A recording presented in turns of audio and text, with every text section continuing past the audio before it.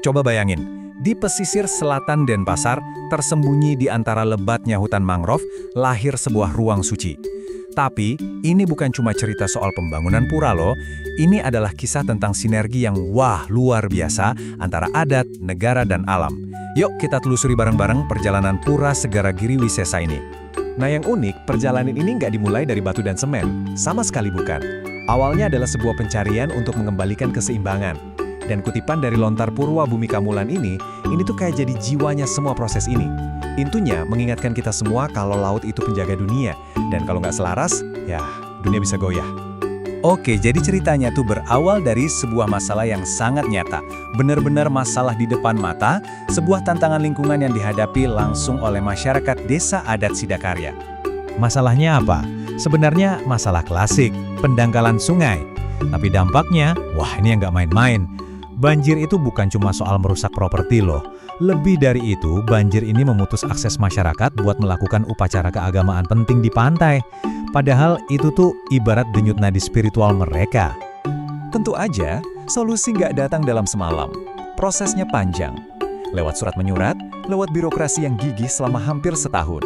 Desa Adat Sidakarya ini nunjukin kegigihan mereka. Dan akhirnya, terbuktikan ketekunan itu membuahkan hasil. Setiap tanggal di lini masa ini jadi saksi bisu perjuangan mereka biar didengar. Nah, dari perjuangan panjang itu, akhirnya lahirlah sebuah terobosan. Dan ini kerennya, bukan cuma satu, tapi dua perjanjian hukum sekaligus. Keduanya saling terkait dan jadi fondasi buat semua yang kita lihat sekarang. Visual ini ngerangkum semuanya dengan pas banget. Di satu sisi, ada perjanjian buat menyembuhkan alamnya, yaitu normalisasi sungai. Di sisi lain, ada kesepakatan buat memenuhi kebutuhan jiwa masyarakatnya. Dua hal ini nggak bisa dipisahin, dan dua-duanya sama-sama penting. Jadi gini loh kuncinya, perjanjian soal mitigasi bencana itu jadi semacam pintu masuk. Begitu masalah fisik yang paling mendesak, yaitu banjir bisa diatasi, baru deh pintu terbuka lebar buat perjanjian kedua, yaitu pemanfaatan kawasan untuk kegiatan religi. Keren kan? Satu solusi membuka jalan buat solusi berikutnya. Dan ini semua bukan cuma omong-omong kosong ya. Setiap langkahnya itu diperkuat sama landasan hukum yang jelas. Jadi detail-detail ini, nomor-nomor dokumen ini bukan sekedar angka di atas kertas. Ini adalah bukti nyata dari sebuah proses yang transparan, sah, dan yang ngasih kekuatan hukum buat keseluruhan proyek. Oke, sekarang kita sampai di puncaknya. Puncak dari semua perjalanan ini. Gimana semua upaya tadi akhirnya berbuah jadi sebuah tempat suci yang baru. Dan inilah momen yang ditunggu-tunggu. Setelah perjuangan yang begitu panjang, Pura Segara Giri Wisesa akhirnya diresmikan, diplaspas. Ini benar-benar jadi penanda babak baru, di mana akses spiritual yang dulunya susah, sekarang terbuka lebar buat masyarakat. Dan tahu nggak sih, makna di baliknya itu lebih dalam lagi. Nama Sidakarya itu sendiri artinya membuat sebuah karya berhasil. Jadi kayak udah takdirnya gitu loh. Pembangunan pura ini seolah jadi perwujudan nyata dari nama dan semangat desa itu sendiri. Visi dari bendesa adatnya juga jelas banget. Kata beliau, fokusnya itu ke pariwisata religi. Karena masyarakat memang butuh tempat untuk healing spiritual, tempat untuk mendekatkan diri lagi sama Yang Maha Kuasa. Nah, dengan akses yang sekarang udah gampang, pura ini langsung punya 3 fungsi sakral yang penting banget. Ada melasti, terus nganyut, dan juga pengelukatan. Semua ritual ini sekarang bisa dilaksanain dengan lancar, menjawab kebutuhan spiritual mendasar dari masyarakat. Kalau kita lihat ke dalam, di area utamanya itu ada berbagai bangunan suci yang disebut pelinggi. Salah satu yang paling utama itu Padmasana, stana untuk Hyang Pasupati. Nah, ini jadi pusat simbolis dari keseimbangan kosmik yang dijaga banget di tempat ini. Sekarang yuk kita tarik benang merahnya. Kita coba rangkum pelajaran paling penting dari kisah ini, sebuah model kerjasama yang luar biasa antara 3 pilar utama. Nah, untuk menegaskan lagi kalau proyek ini sah, Pemucuk Sabah Desa Adat Sidakarya, Bapak Ketut SBY, menyampaikan laporan resmi. Ini penting untuk nunjukin kalau ini bukan proyek diam-diam, tapi sebuah inisiatif yang transparan dan patuh sama semua aturan main. Dan legitimasi itu bukan klaim sepihak ya, fondasinya kuat banget. Proyek ini berpegang pada berbagai peraturan, mulai dari peraturan pemerintah, peraturan menteri, sampai Perda Provinsi Bali. Jadi setiap langkahnya itu benar-benar ada di dalam koridor hukum. Dan kutipan dari Bapak Ketut SBY ini, ini intinya. Pesannya kuat banget. Desa Adat Sidakarya itu nggak bangun di atas pelanggaran. tapi justru membangun di atas kerjasama, konservasi, dan legitimasi administrasi. Ini menohok sekali ya. Jadi, kalau mau disederhanain, resep suksesnya itu ada di 3 pilar ini. Pertama, inisiatif adat, yaitu dorongan dari masyarakatnya sendiri. Kedua, legitimasi negara, persetujuan hukumnya jelas. Dan ketiga, yang nggak kalah penting, konservasi alam, komitmen buat jaga ekosistem mangrove. Tiga-tiganya ini harus jalan bareng, nggak bisa sendiri-sendiri. Pada akhirnya, Pura Segara Giriwisesa ini jadi lebih dari sekedar tempat ibadah. Ini adalah sebuah monumen hidup. Sebuah bukti nyata kalau tradisi dan kemajuan itu bisa kok hidup berdampingan. Kebutuhan adat, aturan negara, dan kelestarian alam itu nggak harus saling tabrakan. Justru mereka bisa bersinergi menciptakan sesuatu yang indah dan berkelanjutan. Kisah dari Sidakarya ini benar-benar ngasih kita sebuah cetak biru yang inspiratif ya. Dan ini ninggalin satu pertanyaan besar buat kita semua. Di tengah dunia yang terus berubah ini, gimana caranya komunitas-komunitas lain bisa menemukan solusi yang bisa melayani masa lalu, masa kini, sekaligus masa depan mereka? Pernah kepikiran nggak gimana sih sebetulnya proses di balik sebuah proyek lingkungan dan budaya di Bali itu berjalan? Nah, hari ini kita bakal bedah tuntas, khusus dari kacamata dokumen resmi. Kita akan telusuri proses kerjasama, normalisasi sungai, dan pemanfaatan religi di Desa Adat Sidakarya. Langkah demi langkah, dari surat permohonan pertama sampai kesepakatan akhir. Oke, sebelum kita masuk ke detailnya, ini dia gambaran besarnya. Sebuah perjalanan yang dimulai di tahun 2023. Lini masa ini jadi peta kita ya. Ada 4 titik penting. Pengajuan permohonan, persetujuan dari kementerian, penandatanganan perjanjian mitigasi, dan terakhir, perjanjian khusus untuk kegiatan religi. Yuk kita mulai dari titik paling awal. Jadi, dari mana semua ini berawal? Siapa yang punya ide? Nah, ini yang menarik. Inisiatifnya bukan datang dari pemerintah pusat atau perusahaan, tapi murni dari bawah, langsung dari masyarakat. Desa Adat Sidakarya sendiri yang mengajukan, karena ada 2 kebutuhan yang sangat mendesak. Dan ini bukan sekedar permohonan lisan, semuanya formal lewat surat resmi. Kerennya, yang mengajukan itu barengan, Perbekel dan Bendesa Adat. Ini menunjukkan suara yang satu antara pemerintahan desa dan lembaga adat. Tujuannya pun ada 2, dan dua-duanya sama pentingnya. 1, untuk mengatasi masalah banjir yang terus-terusan terjadi.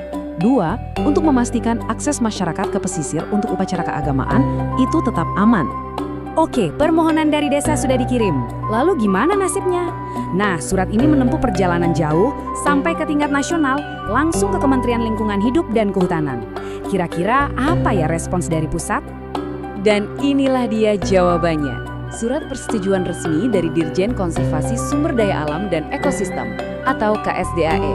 Surat ini keluar tanggal 22 Desember 2023. Bisa dibilang dokumen inilah lampu hijau yang ditunggu-tunggu.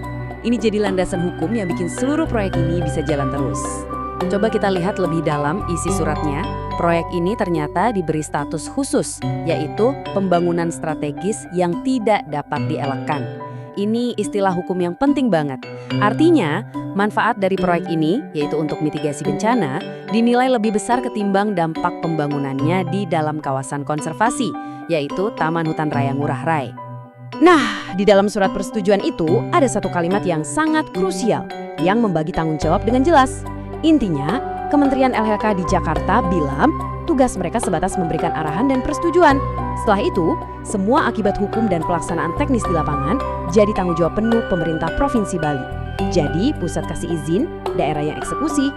Izin dari pusat sudah di tangan, tanggung jawab pun sudah jelas. Langkah berikutnya adalah membuat aturan main yang teknis. Nah, disinilah perjanjian kerjasama atau PKS untuk mitigasi bencana ini mulai disusun. Ini dia wujud dokumennya, resmi ditandatangani tanggal 20 Maret 2024. Anggap saja PKS ini seperti buku manualnya proyek. Di dalamnya diatur semua detail teknis soal gimana normalisasi sungai akan dilakukan, lengkap dengan hak dan kewajiban masing-masing pihak. Jadi, siapa saja yang terikat dalam perjanjian mitigasi ini?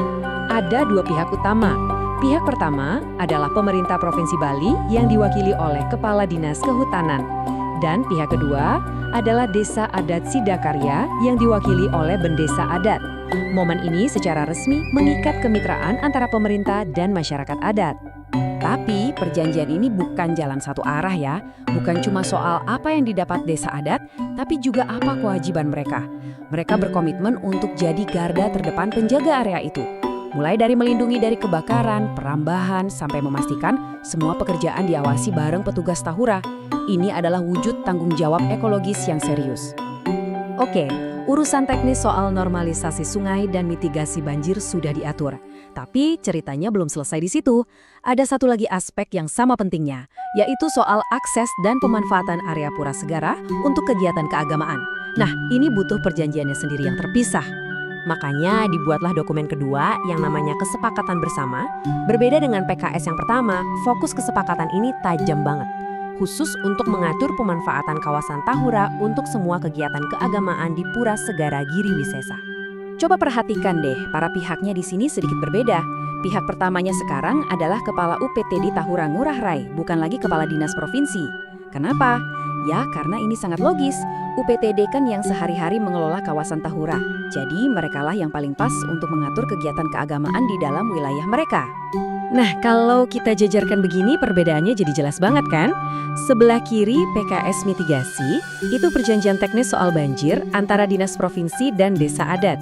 Sebelah kanan, kesepakatan religi, ini perjanjian budaya soal pemanfaatan pura antara pengelola Tahura dan Desa Adat. Pemisahan ini menunjukkan kalau prosesnya dipikirkan matang-matang. Urusan teknis dan urusan budaya ditangani lewat dokumen yang berbeda oleh pihak yang paling tepat. Baiklah, sekarang kita udah lihat semua kepingan puzzle-nya. Yuk, kita rangkai sekali lagi, biar gambaran besarnya utuh, kita lihat lagi prosesnya dari awal sampai akhir. Jadi, alur lengkapnya bisa kita rangkum dalam 4 langkah sederhana. Pertama, ada permohonan dari masyarakat.